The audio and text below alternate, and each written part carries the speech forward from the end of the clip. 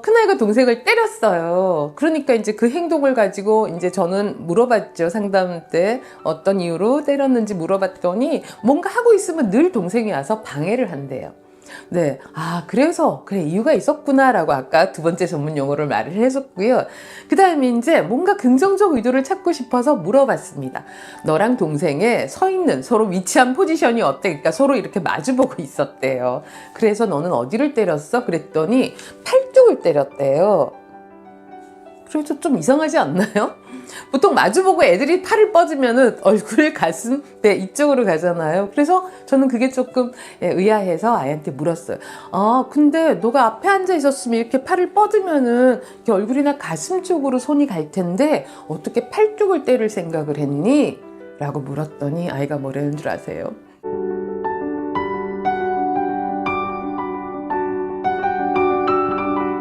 안녕하세요. 아동 청소년 심리치료사 이임숙입니다. 제가 아이들 마음과 만난 지 벌써 20년이 훌쩍 넘었고요.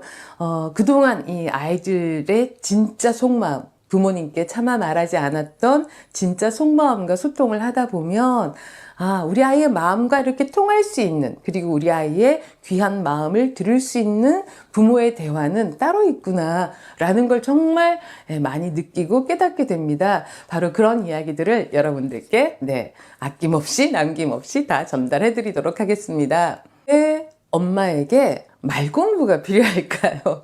근데 사실 우리 아이의 의식주를 키우기 위해서도, 그렇잖아요. 의식주를 도와주기 위해서도 아기 이유식 만들 때부터 알아서 만드셨나요? 아니잖아요. 막 이렇게 레시피도 보고 배워서 이유식을 만들어서 아이를 키웠듯이, 몸을 키우는 일도 우리가 하나하나 배우면서 잘 키웠듯이 아이의 마음을 키우는 일은 결국 말로 하는 거거든요. 그런데 우리 아이의 마음을, 정신을 건강하게 키우게 하는 말을 사실은 따로 배워본 적이 있을까요? 네. 그래서 우리가 흔히 옛날부터 내가 들어왔던 말로 아이한테 이렇게 말을 했을 때 이거 해야지 저거 해야지 빨리 해 뭐 이런 거 많이 얘기하잖아요. 그런 말을 해서 아이가 말을 잘 듣고 잘 따라오면 사실은 별 문제가 없습니다. 하지만 내가 알던 말을 내뱉었더니 아이가 더 짜증이 많아지고 더 뭔가 상처를 입고 또 뭔가 행동이 자꾸 어려워지거나 문제 행동이 나타난다면 바로 그런 조짐들은 엄마에게 말 공부가 필요한 신호구나, 이렇게 좀 알아차리셔야 할 것 같습니다. 그래서 정말로 엄마의 말이 달라지면 아이의 표정과 아이의 정서가 달라지고요. 그렇게 정서가 달라지면 아이의 행동이 정말 바람직하고 성숙한 행동으로 달라지게 됩니다. 그러니 엄마가 말을 배우는 건 정말 중요한 일이라고 생각합니다. 어머니들께 어떤 말을 전해드릴까를 정말 오랜 시간 동안 많이 고민하고 또 아이들로부터 힌트를 얻고 그걸 이제 간단하면서 효과적인 말로 정리한 게 바로 5가지 엄마의 전문 용어예요. 첫 번째 전문 용어는요, 힘들었구나, 힘들었겠다 라고 말해 주시는 거예요.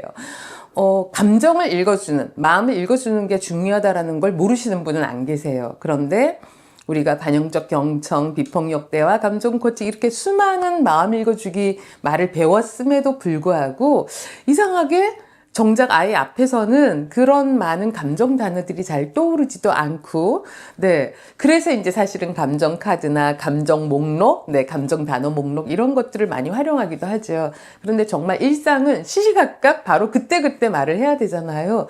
그럴 때 감정 단어를 잘 사용하지 못한다면 바로 이 힘들었구나, 힘들었겠다, 혹은 힘들었지, 힘들어 보여. 이 말을 한번 사용해 보세요. 왠지 이 말은 정말 무슨 일이 있었는지 엄마가 내 마음속을 모르시잖아요. 무슨 일이 있었는지. 그럼에도 불구하고 내 깊은 마음을 알아주는 것 같은 아주 신기한 힘을 발휘하게 됩니다. 그래서 유치원 갔다가 돌아오는 아이, 학교 갔다 돌아온 아이가 뭔가 속상해서 가방을 팽개쳤을 때 화를 버럭 내시거나 훈계하시기보다 아이고 뭔가 힘들었나 보다, 오늘 힘들었지 하고 아이를 안아주고 다독여 줘 보세요. 아이의 감정이 편안해지면서 좀 시간이 지나면 저절로 엄마에게 오늘 뭐가 속상했는지 먼저 이야기를 하고 싶어지는 마음이 듭니다. 바로 그렇게 아이의 마음을 읽어주는, 우리가 일상에서 쉽게 쓸 수 있는 말이 바로 힘들었구나 라는 걸 꼭 기억해 주시기 바랍니다. 이제 두 번째 엄마의 전문 용어는요, 우리 아이에게 이유가 있음을 믿어주는 말이에요. 이유가 있었구나. 이유 없이 그럴 리가 없잖아. 이렇게 말해주는 겁니다.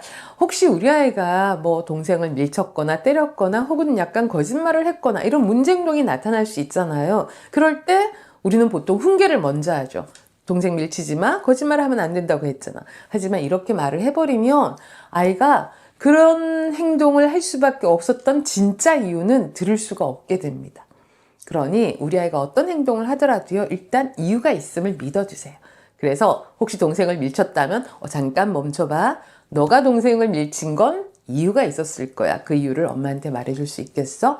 이렇게 해서 이유가 있음을 믿어주면 아이의 진짜 말을 들을 수가 있습니다. 왜냐면 나를 믿어주는 사람한테는 우리는 숨김없이 말을 하고 싶어지거든요. 사람의 마음은. 그래서 우리 아이가 어떤 문제 행동을 해도 이건 틀림없이 이유가 있음을 믿어주시고, 네, 이유가 있었지. 이유 없이 그럴 리가 없잖아. 그 이유를 엄마한테 말해줄 수 있겠어? 라고 이 세 문장으로 연속해서 말씀해 보세요. 분명히 아이의 진짜 속마음을 들을 수 있습니다. 그리고 이제 세 번째 전문 용어는요, 우리 아이가 아무리 문제 행동을 해도요, 그 문제 행동 속에 긍정적 의도라는 게 있어요. 들어보시면 약간 웃긴 것 같은 사례를 하나 말씀드려 볼게요. 큰아이가 동생을 때렸어요. 그러니까 이제 그 행동을 가지고 이제 저는 물어봤죠. 상담 때 어떤 이유로 때렸는지 물어봤더니 뭔가 하고 있으면 늘 동생이 와서 방해를 한대요. 네. 그래서, 그래, 이유가 있었구나라고 아까 두 번째 전문 용어를 말을 해줬고요. 그 다음에 이제 뭔가 긍정적 의도를 찾고 싶어서 물어봤습니다. 너랑 동생의 서 있는 서로 위치한 포지션이 어때? 그러니까 서로 이렇게 마주보고 있었대요. 그래서 너는 어디를 때렸어? 그랬더니 팔뚝을 때렸대요. 그래도 좀 이상하지 않나요? 보통 마주보고 애들이 팔을 뻗으면은 얼굴, 가슴, 네, 이쪽으로 가잖아요. 그래서 저는 그게 조금 의아해서 아이한테 물었어요. 근데 너가 앞에 앉아 있었으면 이렇게 팔을 뻗으면은 이렇게 얼굴이나 가슴 쪽으로 손이 갈 텐데 어떻게 팔뚝을 때릴 생각을 했니? 라고 물었더니 아이가 뭐라는 줄 아세요? 울먹이면서 엄마가 절대 얼굴이나 가슴은 때리지 말라고 해서 이렇게 말하는 거예요. 그 순간 좀 느껴지시나요? 사실은 화가 나서 동생을 때릴 정도로 아직 조절을 못하는 상태였음에도 불구하고 그 순간에 아이는 내가 동생의 얼굴과 가슴은 때리면 안 되지라는 엄마의 말을 기억했고요. 그래서 팔뚝으로 손을 옮기는 판단력을 발휘한 거예요. 바로 그런 긍정적 의도를 찾아내시면은요, 이제 그걸로 대화를 하시면 됩니다. 세상에, 너는 어쩜 그 순간에도 엄마의 말을 기억하고 너의 마음을 조절할 수 있었니? 너 진짜 대단하다. 너 지금 벌써 그런 판단력이 있었다면 앞으로 여러 가지 상황에서 얼마든지 지혜롭게 대처할 힘을 넌 이미 가지고 있어. 이렇게 대화를 한번 해보세요. 정말 많이 달라집니다. 네. 그래서 이 긍정적 의도는 사실은 부모님이 문제 행동이 먼저 확 보이시기 때문에, 그 속에 어떤 긍정적 의도가 있어요? 라고 이제 잘 못 찾으시는 경우가 있지만, 그래도 이렇게 사례 하나씩 들으면서 계속 그 사례 경험들이 누적이 되면 점점 아주 잘 보이게 된다라는 사실도 제가 말씀드리고 싶었고요.